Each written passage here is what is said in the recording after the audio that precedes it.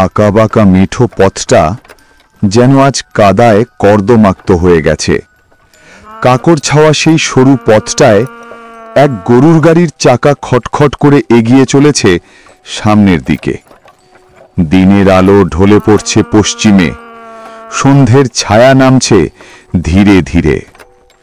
আকাশের রং বদলেছে কমলা থেকে ধূসর, আর এখন ধীরে ধীরে কালচে বর্ণের রূপ নিচ্ছে।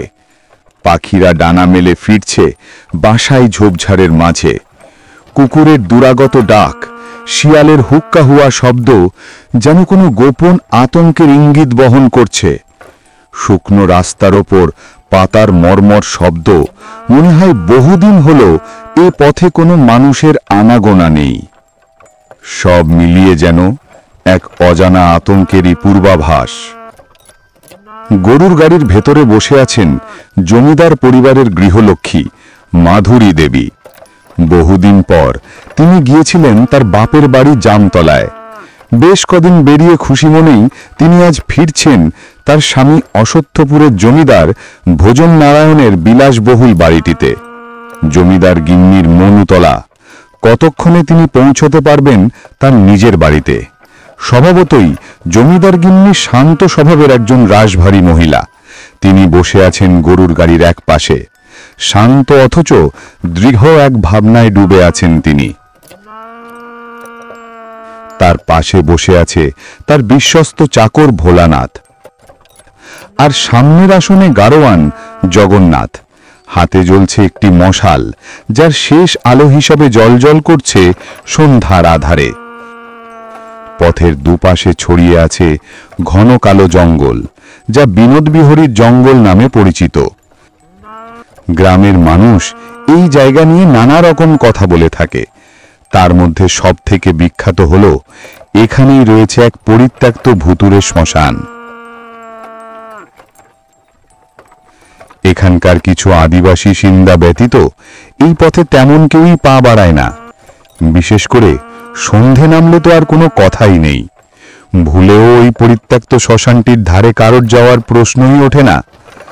লোকমুখে প্রচলিত আছে সন্ধে নামলেই নাকি সেখানে এক অদ্ভুত কান্নার শব্দ শোনা যায়, যেখানে বাতাস যেন থমকে যায় আর ছায়ারা যেন নিজেদের মতো করে চলে বেড়ায়।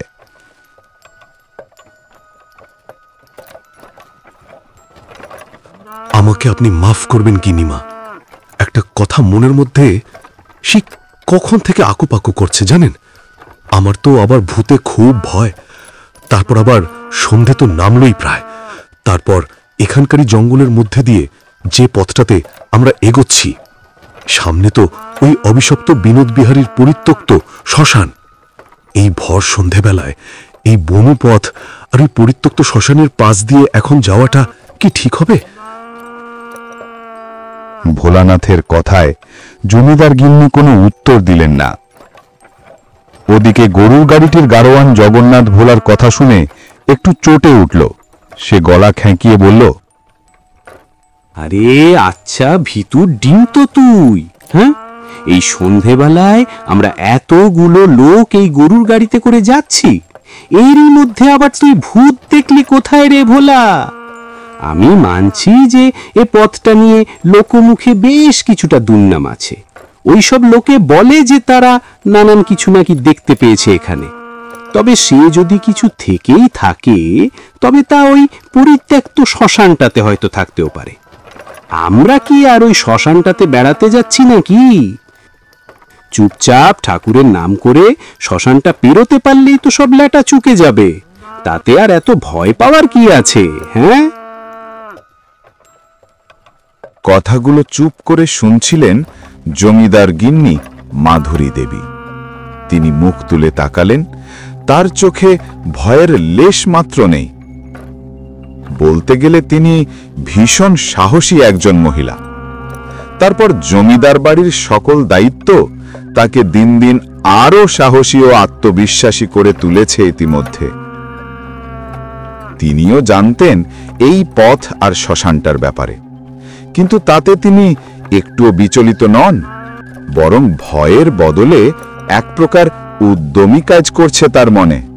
যতই হোক, তিনি তো জমিদার বাড়ির গিন্নিমা, তাকে তো এতটা ভেঙে পড়লে চলবে না। অতঃপর তিনি সকলকে অভয় দিয়ে বললেন, তাড়াতাড়ি বাড়ি ফিরতে পারলেই ভালো হতো, কারণ তোমাদের জমিদার মশাই আবার দুশ্চিন্তা করবেন। তাই এত চিন্তা না করে সকলে মিলে একসাথে একই ধ্যানে ওই ভুতুরে জায়গাটা পেরিয়ে যেতে আমাদের তেমন কোনো সমস্যা হবার কথা নয় ভোলা। আমি ভাবছি আমাদের জমিদার মশাই নিশ্চয়ই চিন্তায় আছেন। ভয় পেও না, আমি তো আছি নাকি। তোমাদের গিন্নিমা থাকতে আবার ভয় কিসের? ভয় যত বেশি পাবে ততই কালো ছায়ারা আরো কাছে আসবে ভোলা। আগে তবু গিন্নিমা, এই বন আর ওই শ্মশানটা অনেকেই তো বলে ওখানে কিছু আছে, তারপর এমন সন্ধেবেলায় আমার মনে হয় কি আমাদের আজ না বেরিয়ে আগামী কাল সকালে বেরোলে বোধহয় ভালো হতো। তবুও যখন বেরিয়েই পড়েছি আর ভেবে কি হবে, তা সে যা হবে দেখা যাবে। তবে আমরা তো আর এক দুজন নই, তিন তিনটে লোক, তার সাথে আমাদের মশালও আছে, তারপর গরু দুটো তো আছেই, তাই না? সঙ্গী হিসেবে ওরাও তো কম নয়। হা হা হা হা। তোমরা পুরুষ হয়েও এত ভয় পাও? শোনো, আমি যদি তোমাদের মতো পুরুষ মানুষ হতাম না, তবে আমার ভয়ে ওসব কালো ছায়াও পালিয়ে যেত। হ্যাঁ শোনো, মনের জোরই হলো আসল জোর। এই জঙ্গলের অন্ধকার ও মনের সাহসকে মেনে চলে। হ্যাঁ। গিন্নিমার কথার পর জগন্নাথ একটু লজ্জা পেল, তাই সে আর কোনো কথা বাড়াল না। তারপর নীরবতা। গরুর গাড়ি ধীরে ধীরে প্রবেশ করে জঙ্গলের আরো গভীরে। রাতের অন্ধকারে গাছের ছায়া যেন অদ্ভুত সব রূপ নিচ্ছে। পাতার মর্মর, কাকের কর্কশ ডাক আর হালকা বাতাসের সুরে এক অস্বস্তিকর আবহ তৈরি হয়। ঠিক তখনই গাড়িটি পৌঁছে যায় সেই পরিত্যক্ত শ্মশানটার সামনে। তারপরই কাকতালীয়ভাবে শুরু হয় সব অদ্ভুত ঘটনা। এক মুহূর্তে চারদিক যেন গিলে ফেলল অন্ধকার। হঠাৎ নেমে এলো এমন ঘনকালো আধার যেন চোখের সামনেও কিছু দেখা যায় না। গরুরা থেমে গেল, তাদের দেহ থরথর করে কাঁপতে লাগলো। হাওয়া নেই, শব্দ নেই, শুধু নিঃশব্দ এক শূন্যতা। হঠাৎ করেই এক ঝটকা ঠান্ডা শীতল বাতাসে চারপাশ ভরে গেল। মনে হচ্ছে যেন কোনো তাজা বরফ ঢেলে দিয়েছে কে প্রকৃতির মাঝে। গরুগুলো অসম্ভব করুণ স্বরে ডাকতে ডাকতে হঠাৎ করেই থেমে গেল। তারা যেন কার অদৃশ্য শক্তির কাছে হার মেনেছে। কিরে, তোরা দাঁড়িয়ে গেলি কেন আবার? ছোট ছোট হর হর হর হর হর। আরে এ তো মহা মুশকিলে পড়া গেল। গিন্নিমা, এখন কি করি বলুন তো? এ তো মহা জ্বালাতনে পড়া গেল। যাকে এক কথায় বলে যেখানে বাঘের ভয় সেখানেই রাত হয়। আমাদের তো এই দশা গিন্নিমা। দেখেন, এই গরুগুলো তো হাঁটতেই চাইছে না। ওরা হাঁটতে চাইছে না এ কথা ভুল জগন্নাথ। ওরা হাঁটতে পারছে না। কোনো এক অদৃশ্য শক্তির মায়া বলে ওরা অলুপ্ত হয়ে পড়েছে, তারই জন্য এমনটি হচ্ছে। তবে তোমরা যেন আবার ভয় পেও না। আমি জানি কিভাবে এই অশুভ আত্মাকে শায়েস্তা করতে হয়। তবে যা করব ধীরে সুস্থে করতে হবে। কেউ তোমরা সাহস হারাবে না কিন্তু। গিন্নিমা, এবার কি হবে? আমার মনে হচ্ছে এখানে কিছু একটা আছে। দেখুন, গরুগুলো হঠাৎ করে থেমে গেল যে। ওদের চোখগুলো যেন থেমে গেছে, একেবারে স্থির হয়ে আছে যেন। মনে হচ্ছে ওরা যেন পাথর হয়ে গেছে। আমার মনে হয় এবার আমাদের পালা। আমরাও মনে হয় পাথর হয়ে যাব। এবার আমরা কি করব? হায় হায়, আমি আগেই বলেছিলাম আজ আমাদের সাথে খারাপ কিছু ঘটবে। হায় হায়, বলতে না বলতেই দেখুন কি সব কাণ্ড শুরু হয়েছে আমাদের সাথে। আশেপাশে তো আমরা তিনটে প্রাণী ছাড়া আর কোথাও কেউ নেই। আমার শরীর শিরশির করছে গিন্নিমা। যা হওয়ার হবে তাই হবে। আর শোনো, কেউ ভয় পাবে না, আর কেউ গাড়ি থেকে এতটুকুও নড়বে না। কোনোভাবেই আমরা আর পেছনে ফিরে যাব না। যদি কোনো কিছু হয় তবে সকলে একসাথে মরব। হে অশুভ আত্মা, তোমার যদি কিছু বলার থাকে তবে লুকিয়ে থাকবে না, দেখা দাও।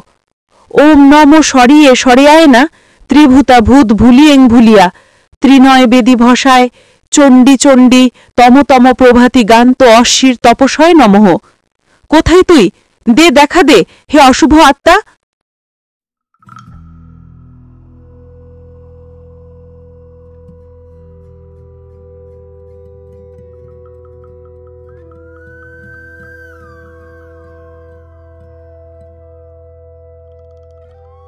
আমরা যে করে হোক এখান থেকে সামনে অগ্রসর হব। আমাদেরকে ভয় দেখিয়ে কিচ্ছু হবে না, দেখা দে। গিন্নিমার এমন সাহসী অবস্থা দেখে সকলে মনে একটু জোর পেল। তারপর তারা কিছুটা সাহস সঞ্চয় করে এগোতে শুরু করল। গাড়োয়ান গরুগুলোকে তাড়া দিতে লাগলো, কিন্তু গরুরা আর এক পাও সামনে রাখল না, যেন তাদেরকে কোনো এক অজানা শক্তি ঠেকিয়ে রেখেছে। হঠাৎ করেই চারপাশ কাঁপিয়ে শোনা গেল এক অদ্ভুত নারী কণ্ঠের ভুতুড়ে হাসি। ঠিক সেই মুহূর্তে গরুর গাড়ির সামনে উদ্ভাসিত হল এক অদ্ভুত দৃশ্য। এক মহিলা, পরনে লাল পেরে সাদা শাড়ি, সামান্য বাতাস নেই, কিন্তু বিনা বাতাসেই তার চুলগুলো যেন সামান্য নড়ছে। এক প্রকার বাতাসের হালকা কিন্তু চাপা ঘূর্ণি তার চারপাশে জুড়ে প্রবাহিত হচ্ছে। তার চোখ স্থির, অদ্ভুত ভুতুড়ে চোখ দুটো। চারপাশে কোনো আলো নেই, এমনকি তাদের গরুর গাড়িতে থাকে মশালটাও নিভে গেছে। নিভে গেছে তাদের হারিকেনটাও। কিন্তু তার মধ্যেও মহিলাটির হাতে অদ্ভুতভাবে একটি মোমবাতি জ্বলছে। কাউর বুঝতে বাকি রইল না যে এই আগন্তুক মহিলা কোনো সাধারণ মহিলা নয়। তার বেশভূষা ও ভাবভঙ্গি যে কোনো জীবিত প্রাণীর নয় তা কে না বুঝলেও জমিদার গিন্নিমা বুঝতে পেরেছিলেন শুরু থেকেই। মহিলাটির শরীরে কোনো রক্তের লেশ মাত্র নেই, এমনকি তার শরীরের শীতলতার আবেশে যেন চারপাশের বাতাস পর্যন্ত শীতল হয়ে এসেছে। কে হে তুমি লাটে বাট? এই মাঝরাতে আমাদের গাড়ি থামিয়ে ভয় দেখানো হচ্ছে? তোমাকে দেখে তো সুবিধের বলে মনে হচ্ছে না। বল, কে তুমি? মাঝরাতে এই জঙ্গলের ভিতর দাঁড়িয়ে আছো কেন? হ্যাঁ, আর আমাদের গাড়ি থামালে কেন তুমি? আমাদের এই গাড়িতে জমিদার বাড়ির গিন্নিমা রয়েছেন। তার কোনো ক্ষতি করতে চাইলে তার ফল কিন্তু ভালো হবে না, বলে দিচ্ছি।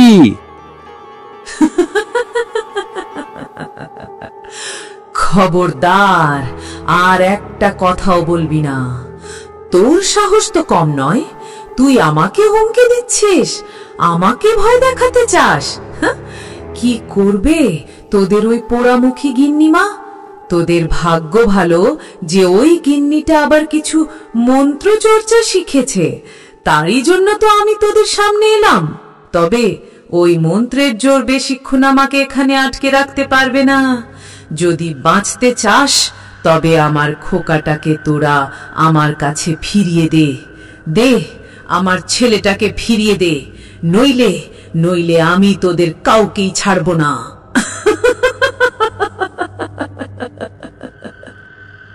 ছেলে? কোথায় ছেলে? এখানে তো কেউ নেই আমাদের সঙ্গে। তুমি ভুল বলছো।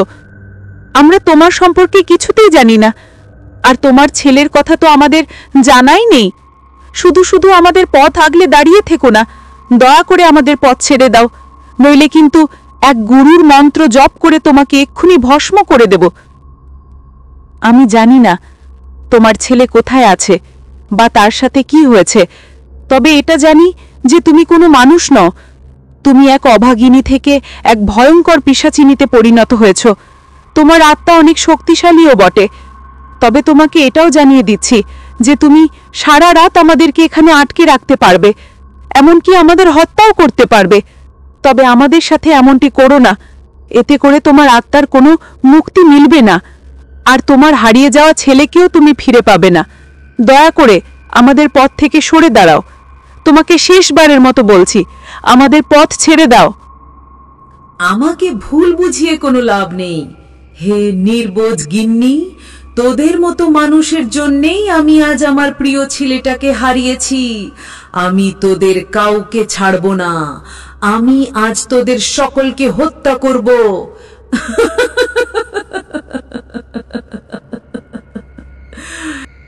ওম ভূত পেশাচিনী ইন্দ্রজিৎ ভূত ভূতি বিনাশিনী চক্রিনী স্বাহা, শান্তি শান্তি, ওম নমঃ স্বাহা।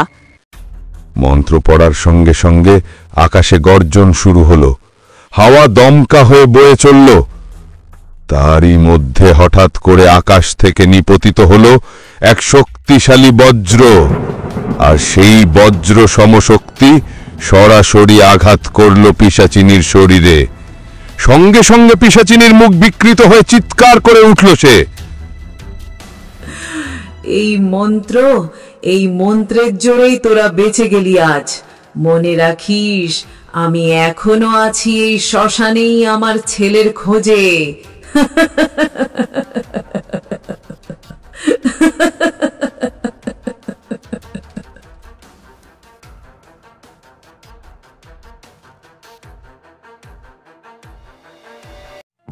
তারপর আবার জ্বলে উঠল মশাল।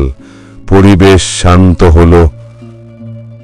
তারপর সবকিছু আবার আগের মতোই শান্ত হয়ে গেল, যেন এখানে কিছুই হয়নি।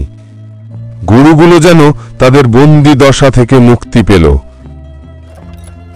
ধীরে ধীরে আবার চলতে লাগলো তাদের গরুর গাড়ি।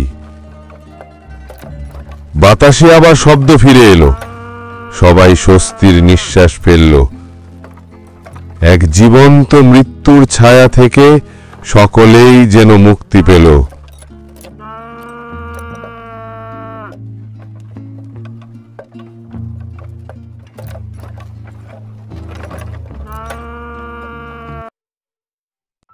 রাত্রির শেষ প্রহরে জমিদার বাড়ি। জমিদার বাড়ির সামনে আলো জ্বলছে। দরজায় অপেক্ষায় জমিদার মশাই, পেয়াদারা, আর পাশে দাঁড়িয়ে কুল পুরোহিত জগনানন্দ দাস। তাদের গরুর গাড়িটি অবশেষে জমিদার বাড়ির সামনে গিয়ে থামল। মাধুরী, কোথায় ছিলে এতক্ষণ? ফিরতে এত রাত করলে যে? আমি কতবার বলেছি এত দূরের পথ একটু সকাল সকাল ফিরতে।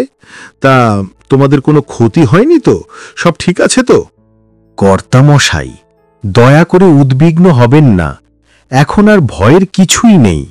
তবে যে বিপদে আমরা পড়েছিলাম তা ভাষায় প্রকাশ করার সাধ্যই আমার নেই। একটা কথা, আজ আমাদের গিন্নিমা যদি না থাকতেন তাহলে আজ আমরা কেউ প্রাণ নিয়ে ফিরে আসতে পারতাম না। আজ এক অভিশপ্ত আত্মার মুখোমুখি হয়েছিলাম ওই জঙ্গলের ভিতর, আর ওই পরিত্যক্ত শ্মশানটার ধারে পৌঁছানোর পর যেন সবকিছু বদলে গেল। আমি জানতাম গিন্নিমা আপনি ঠিকই পারবেন আমার মন্ত্রের সদ্ব্যবহার করতে। আমি আমার বিশেষ ক্ষমতা বলে জানতে পেরেছিলাম সবকিছু, আর তাই তো আমি এক মনে এখানে দাঁড়িয়ে মন্ত্র জপ করতেই থাকি, যতক্ষণ না পর্যন্ত আপনারা ওই ভুতুড়ে জঙ্গল আর ওই শ্মশানটা পেরিয়ে গেছেন, ততক্ষণ পর্যন্ত আমি আমার ক্রিয়া চালিয়ে যাই। তবে একটা কথা কি গিন্নিমা, আমি ভাবতেই পারিনি যে আপনি এতটা দৃঢ় চিত্তে ওই ভয়ঙ্কর পিশাচিনীর মোকাবিলা করতে পারবেন। আপনার তারিফ না করে আর পারছি না। আপনার মতো এমন গিন্নিমা পেয়ে আমরা সকলেই সত্যিই গর্বিত।